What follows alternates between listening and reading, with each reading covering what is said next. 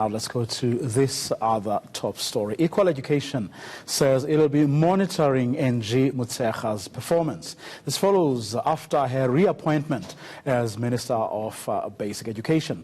Equal Education says pupils, parents, teachers can no longer afford unsatisfactory work from Motshekga.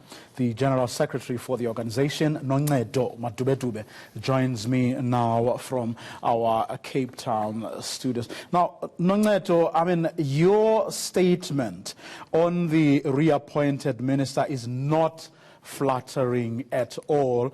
You say she has no sense of urgency, she has been inefficient.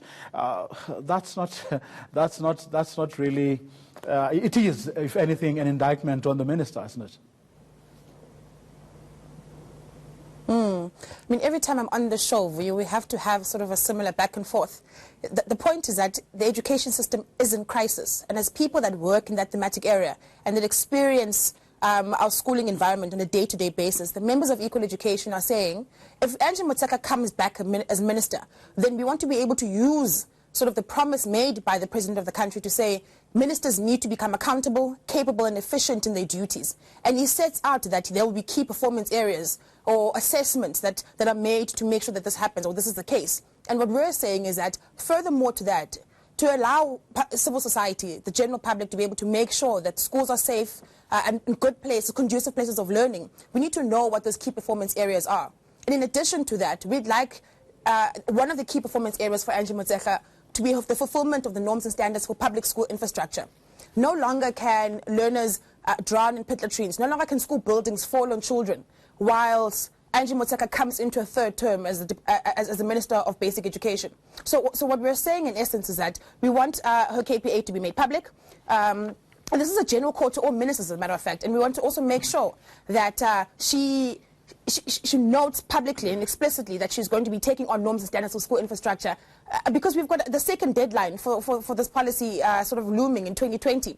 But we still don't have schools that are electrified in full tuition. We still have schools that are partially or completely built of inappropriate infrastructure. We still have learners learning in classrooms of asbestos, mud structures, wood, corrugated iron, and that is unacceptable in 2019 or in 2020 when you think about the next year. Another worry that we do have is that we've always identified, I mean, and people that are part of school communities will be able to agree with us, that provincial departments don't have the capacities to be able to fulfill the mandates that are set up by the DBE. And this is all part of a bigger plan. This is part of the NDP, and what we're saying is that in order to facilitate these things, a couple of things need to happen. The first is that we need to be capacitating our provincial departments. We need to also look at the fact that there might be promise of moving ECDs, for example, out of the Department of Social Development into Department of Basic Education. But the budget shows that there's a stagnant and no increase at all in the funding that allows ECD programs to sort of take place. And this means that there isn't a real sort of consideration around planning and proper implementation of various services that are essential to the basic rights to education, which is an immediate right, as a matter of fact, constitutionally sort of down for learners in this country. And that makes me feel like even as Angie Motshekga comes in for a third term, we're still in trouble. And that's why we want to know what her key performance area is going to be, so we can hold her accountable in the true spirit of what the President Cyril Ramaphosa represents: accountability, good governance, and efficient service delivery for learners and young people in this country. But Noncedo, is it not safe to say, or at least assume, that the President does not share your view of the minister? And here's why I am saying this. If the President deemed it fit to bring back Pravin Gordhan as an example, he obviously felt that from what he has done already, he is satisfied with his performance and wants him to continue from where the fifth administration left off. Now, for him to return Angie Motshekga only suggests one thing to me, and that is that he is actually happy with her performance.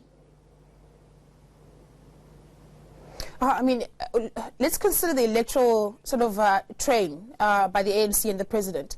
And as a result, he was shocked in every circumstance he found himself in, whether it was the trains, whether it was our different communities. And there's no saying that he has an in-depth understanding of what is happening inside education.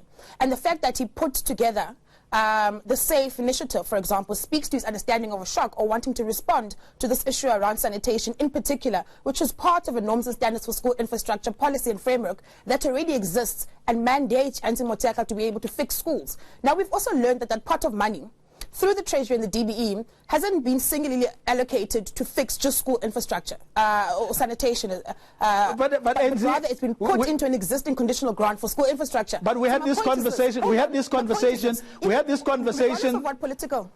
We had this conversation last time. Angie Motshekga has said it. She has said she is not keen to continue for the basic education department to continue to be involved in infrastructure development in schools. She'd rather have that done by some parastatal, something akin to a PRASA, which will build, refurbish, and service schools. Surely you can't agree, and the rest of South Africa will agree with me, that the provision of school infrastructure is tied to the responsibility by the DBE. So how can just Department of Public Works, for example, be responsible for the conditions of a classroom? That's directly tied to conditions that need to be met to provide a conducive environment to be able to learn your ABCs and your numeracy. There's no ways those two things are separate. And the law has gone through many phases. In the High Court in Bisho, Judge Msiza said, look, you've got the mandate to do this work, right? And we're going to use the policy that you have given us as the DBE to fulfill this promise. But what we're also saying is that the law now allows you, through the presidency, whichever deployments are taking place within the ANC, to be the person that convenes and coordinates various departments and ministries to make sure this happens. That can't be a responsibility we take away from the minister because she's having trouble doing it. Because learners today are suffering. Okay, that's where we're going to leave it for this evening. Anoncedo from Equal Education, very passionate as always. They believe that the minister should, at least this time around, demonstrate the urgency that basic education deserves in this country.